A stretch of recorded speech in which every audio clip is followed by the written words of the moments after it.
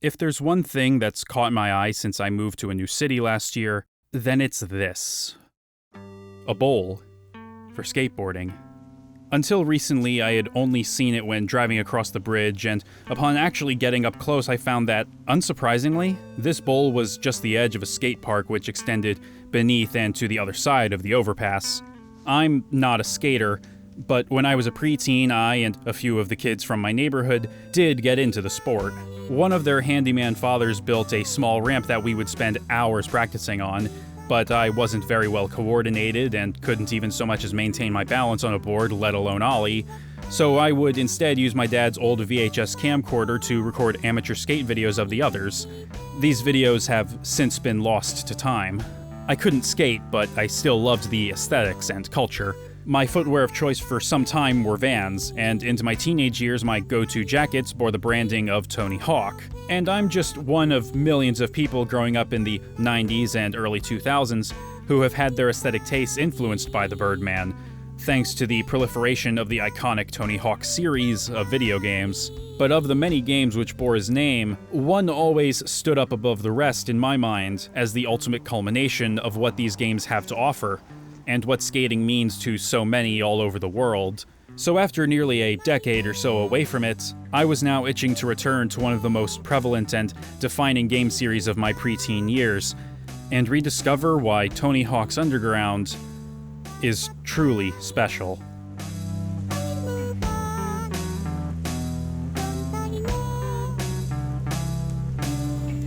And in doing so, I realized the tragedy that this series is facing in the wider video gaming cultural zeitgeist. But first, I needed to reacquaint myself with those that came before. Originally released in September 1999 for the Sony PlayStation, with ports for the Nintendo 64 and Sega Dreamcast arriving the following year, Tony Hawk's Pro Skater was one of those games that came at just the right moment in time.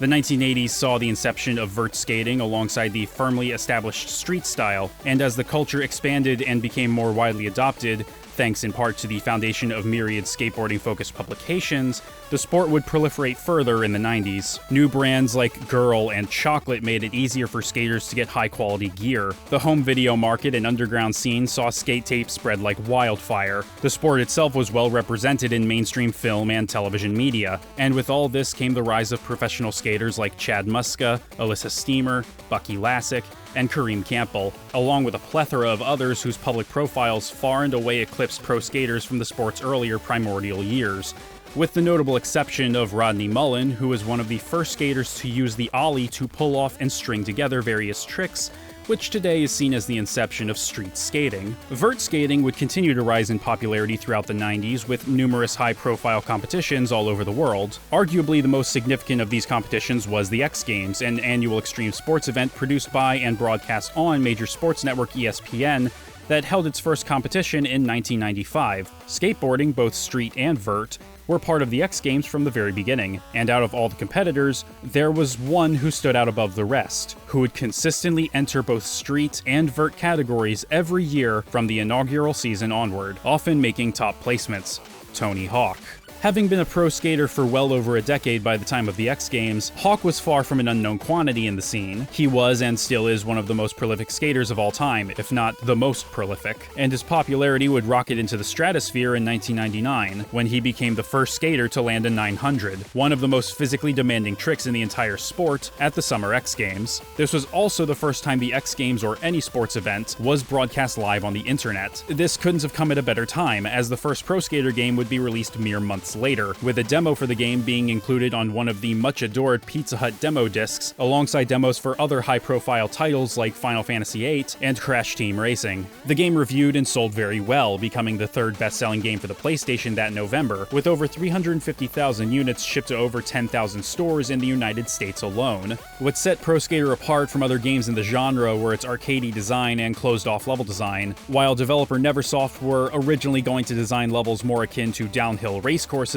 they found during testing that players not only finished these courses well within the 2-minute time limit, but that they especially enjoyed playing in the small skate park at the end of the level. This led to a total shift in focus, where now players had to complete 5 goals in a series of mostly enclosed levels during their 2-minute runs. Some downhill courses survived the transition, but they were still fun to play because of how well the game controlled. Hawk himself was enamored with it from the moment he played an early build. It was intuitive, and captured the essence of the sport in a way that was easy to understand. To this day, it's celebrated as a classic for that very reason, as well as for having an iconic soundtrack featuring the likes of the Dead Kennedys, Primus, and most iconic of all, Goldfinger, whose song Superman is practically synonymous with the game even today. Neversoft would continue to develop new games in the series annually throughout most of the 2000s, with each entry building off of the formula that made the original a rousing success. The first radical shift in design came in Pro Skater 4, which eschewed the timer in favor of allowing the player to interact with NPCs in more open levels to start a goal, all within a career mode which told a loose story about going from an amateur to a professional skater. And Underground would expand on the concept further by using this framework to tell a more proper rags to riches narrative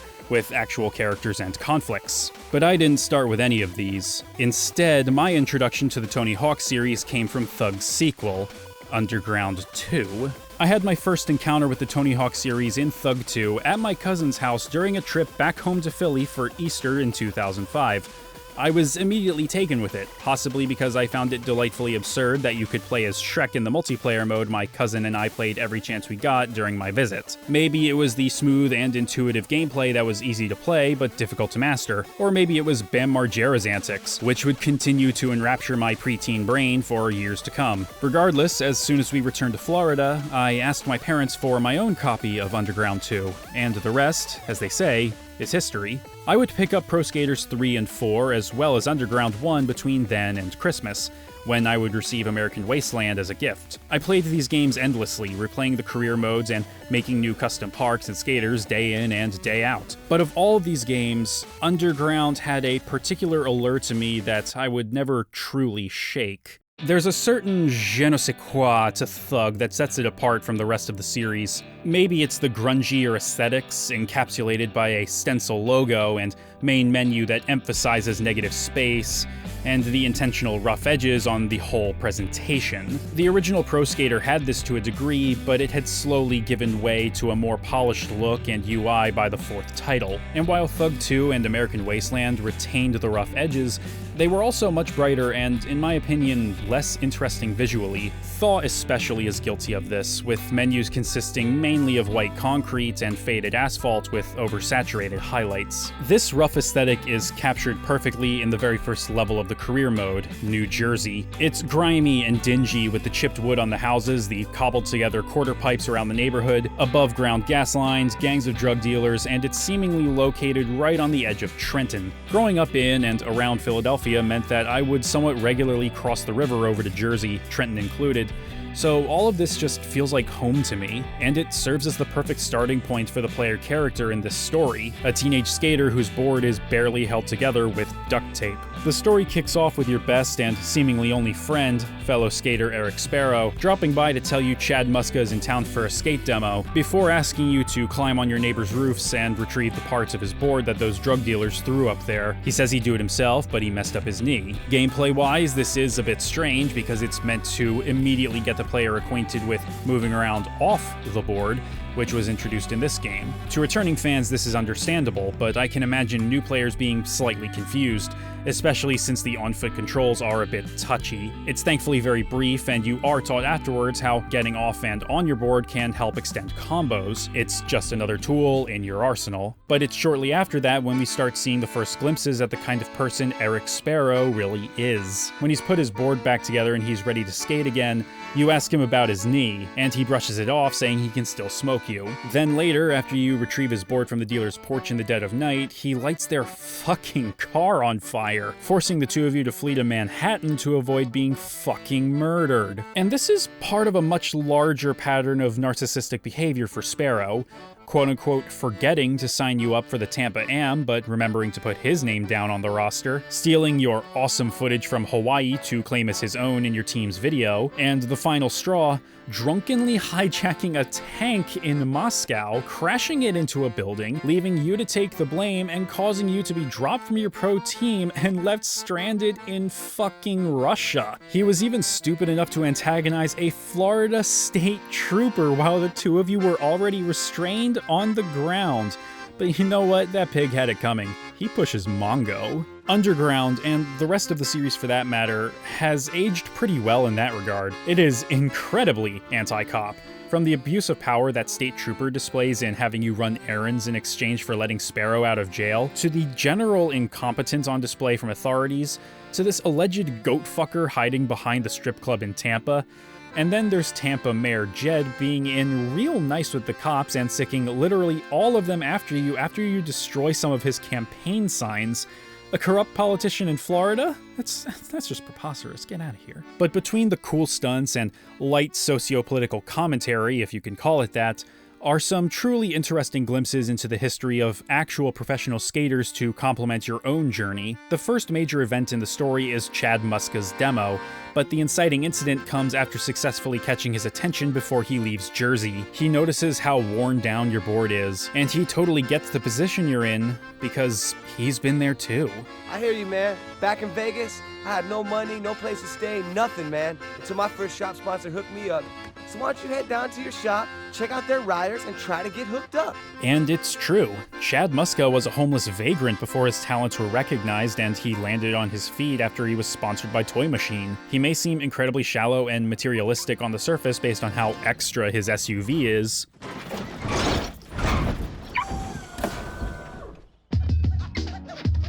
It's louder than a Metallica concert in there. I also had bulletproof siding put in and 7 screens for my DVD player. But he knows how real the struggle is. He went full Hollywood as soon as he got the chance. Dude may have dated Paris Hilton for a hot minute there, but he's still a real one. And he sets you on the path to success by not only pointing you in the right direction, indirectly telling you what your first step should be, but also by giving you the board he used for his demo earlier that day. Like I said, he's a real one. Shortly after, you meet another major figure in the world of skateboarding, Stacy Peralta, in the hopes of being sponsored by his shop.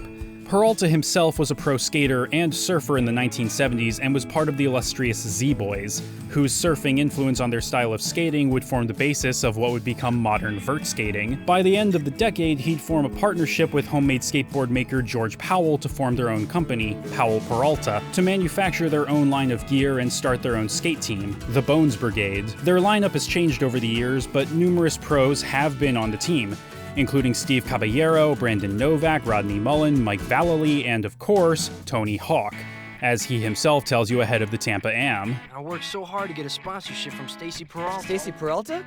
I know that dude. He was my first sponsor too back in the 80s. Is he still into yoga? That's one weird dude, but cool as they come. Of course, the only stretch of the truth on display here is Peralta operating out of New Jersey, when in reality, he operates out of Southern California. But his presence is truly appreciated to help lend an additional air of authenticity to the narrative, though with all these other pros around, the game certainly wasn't lacking in that department. And Peralta's role in the story helps to push it forward to new places. Eric may have pissed off the local drug dealers bad enough to force you to take refuge in Manhattan, but this kind of works in your favor, as when Peralta asks you to put together an audition video for a chance at a sponsorship, he did so with the proviso that you film in places he hasn't already seen before, and through all the tapes he's been sent, he's seen basically every square inch of Jersey. This also plays into his background working in film and television, meaning he probably would have that needed eye for detail when examining your tape. Thankfully, Sparrow is apparently a decent editor because Peralta likes your tape and sends you to Florida for the Tampa Am. Despite Sparrow quote-unquote forgetting to sign you up, you're able to get in after impressing Tony Hawk, and after winning the competition, you get bombarded with more sponsorship opportunities from Birdhouse, Element, Girl, Flip, and Zero, complete with actual skate videos to pique your interest. The story is the same regardless of who you pick, but you do get access to that sponsor's boards and their logo on a t-shirt. Remember how I said one of my neighbor's dads built him a skate ramp? He had a Zero board. I wonder if the same one is here. Yep, it is. Here it is. It's this one. It just dawned on me that he probably hasn't picked up that skateboard in at least 15 years. That's a long time. These days, real brands and advertising in games tends to draw the ire of players. There's an understandable sentiment that it comes about as a result of corporate greed, and some find it to be questionable or even immersion-breaking depending on the game. I haven't gotten around to it yet, but I'm already giving a lot of side-eye to the Cup Noodle side quest in Final Fantasy XV, for example. But the sponsorships and the product placement in the Tony Hawk series have always been exempt from this cynicism, likely because, unlike the product placement in many other games, the presence of these brands and logos lends additional credibility and authenticity to the experience. Sure, you can design your own decks now in Underground, but seeing these logos and promotional videos for brands like Birdhouse and Element make it all feel more genuine. Element. Oh, Element. When I was younger, I almost always chose to ride with Element for one reason: Bam Margera. I wasn't all that into Jackass, but I did watch a fair amount of Viva La Bam and its spin-off Bam's Unholy Union in my tween and early teen years. I was enraptured by Bam and the CKY crew's ridiculous antics, and felt the slightest bit of kinship with him simply because we hail from the same state. Watching this Element video here, I'm overcome with nostalgia for my hometown and the days when Bam wasn't spiraling down a pit of addiction. I won't get into the messy details here, but suffice it to say, Bam hasn't been in a good place for years, and it honestly kind of hurts to see him continue to spiral, especially after watching this video of him from just before he started drinking, waxing poetic about how much he loves his home. My home. I feel like I owe it to my younger self to stick with Element here. The past may be past, but we needn't disregard it. I want to hold on to this feeling for as long as I can.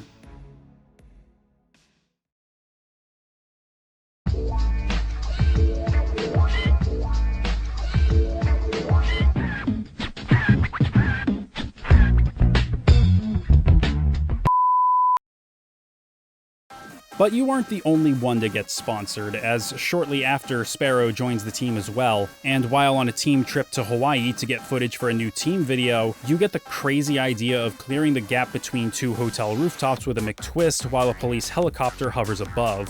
And you nail it, only for Sparrow to claim the footage as his own when the finished video premieres in Vancouver. Your team manager names him a pro for this stunt, and knowing the truth, you lie about being a pro when signing up for the Slam City Jam. But after winning the competition, your team manager officially makes you a pro anyway, so maybe there is such a thing as justice in this world. But of course, Sparrow still has to screw you over when you go to Moscow, where he drunkenly steals a tank and crashes it into a building, leaving you to take the blame, being dropped from the team, and having to do odd jobs around Moscow for safe passage back home to Jersey. I want to point out that Eric Sparrow isn't a bad skater, at least that's what the game is trying to convey. He scores high marks in competitions, and at times it can be challenging to beat them and come out on top. He probably would have gone pro even if he hadn't used underhanded tactics to get there, but when you see him back in Jersey after the Moscow incident, you realize just how much of an egotistical narcissist he really is. He's cast aside everyone and everything that's helped him get to the point he's at now, only making public appearances if he's paid thousands of dollars in advance, and he sees himself as above reproach. He doesn't even give you the time of day, showing how little he truly cares about anyone other than himself. So much for being best friends, I guess. At your lowest point, you commiserate with Stacy Peralta, and formulate a plan to put together your own team and accompanying video to put yourself back on the map. You select which 5 pros you want on the team, complete a set of pro challenges, which certainly gave me a hard time,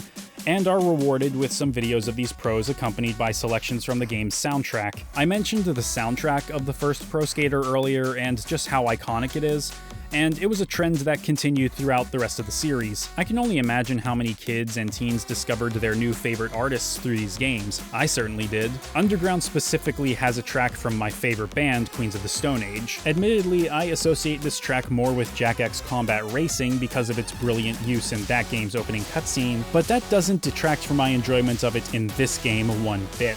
I can't play any of the game's soundtrack without risking a copyright claim, so I'm just going to put a short list of my favorite tracks up on screen in no particular order and urge you to go listen to them on your own time. Setting aside how you and Peralta licensed the music used in the video, or even didn't license the music, it's not clear and it honestly doesn't matter, it does insanely well and catches the attention of 2004's douchebag of the year, Eric Sparrow, who offers to buy out your team for $500,000. Naturally, you refuse, as it's not about the money and you've got everything you need. But then Eric taunts you about the one thing you don't have, the original footage from Hawaii. He wagers the tape in a competition. If you can beat him on his own line, he'll give it to you. Unsurprisingly, he plays dirty, dropping firebombs behind him to slow you down. It's a pretty tough final boss, but in the end, he does give you the tape, although he's a pretty sore loser about it. Slam City Jam in Tampa with nothing but lucky little bitch! Get back here! You ain't nothing! I know I can kick your ass! I'm relieved to know that the lingering feelings I've had for Underground weren't just from a place of rose-tinted nostalgia. Sure, there were some rough patches here and there. Running around off your board isn't conducive to precise maneuvering, and the handling model for vehicles is questionable, but the actual skating was as finely tuned and fluid to play as it's always been. The soundtrack, like the rest of the series both before and since, is top-notch. And while the game is showing its age both technically and aesthetically, it is 20 years old after all, I wouldn't hesitate to recommend playing it if it was more readily available. You can't play this game, or any of the other classic Tony Hawk games developed by Neversoft, on current or even last-generation consoles. Music and likeness rights may be holding them back. Beanox's PC port can be downloaded on My Abandonware, but requires patches to work properly on modern PCs, and apparently lacks FMV and controller support. You could emulate it, but emulation for this game apparently isn't perfect either, and that's setting aside that not everyone is comfortable with emulation. It is playable on the Xbox 360 via backwards compatibility, and is one of the few backwards compatible titles which doesn't have any issues, but with so many core Xbox 360 games playable on modern Xbox consoles, buying an actual 360 for a small handful of 20-year-old games isn't exactly appealing to most people. When I originally played this game, it was on a fat PS2, on an old CRT, in a 4:3 aspect ratio. It was all I had, but I've since sold that PS2 and then got a newer, slim model. I learned that the PS2 was comparatively much weaker than the Xbox and GameCube, that multi-platform titles tended to look and run better on those than my childhood console, and typically the Xbox version looked and ran the best. I also learned that even under the best conditions, the PS2 visually just doesn't clean up as well on modern displays. When I popped into a local game store years ago to start reacquiring games I'd loved in my youth, I brought all of this knowledge with me, leading me to choose not the versions of these games that I grew up with, but the versions that I knew, or at least had been led to believe, looked and ran better. And yeah, they do look and run better. The Xbox versions of these games have progressive scan display modes, with Pro Skater 4 and both Underground games running at a native 720p, compared to the paltry 480i the PS2 musters up for them. I still had fun playing it, and I still love the PS2, but you can't forget what you experienced beyond the cave.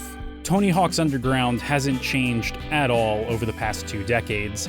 It's the same today as it was back then. It still plays well and is a wonderful experience, but its future, like that of the franchise itself, is uncertain. After proving ground in 2007, Activision reassigned Neversoft to work on the Guitar Hero series, and then as a support studio for Call of Duty, before being folded into Infinity Ward in 2014.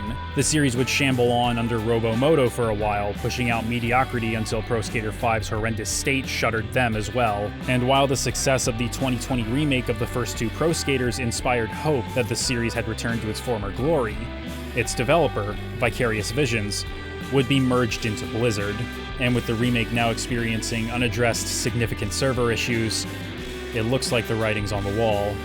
Such are the ravages of time. I grew apart from the skater kids in my neighborhood, save for the kid whose dad built that ramp. We would end up having the same TV production classes in high school.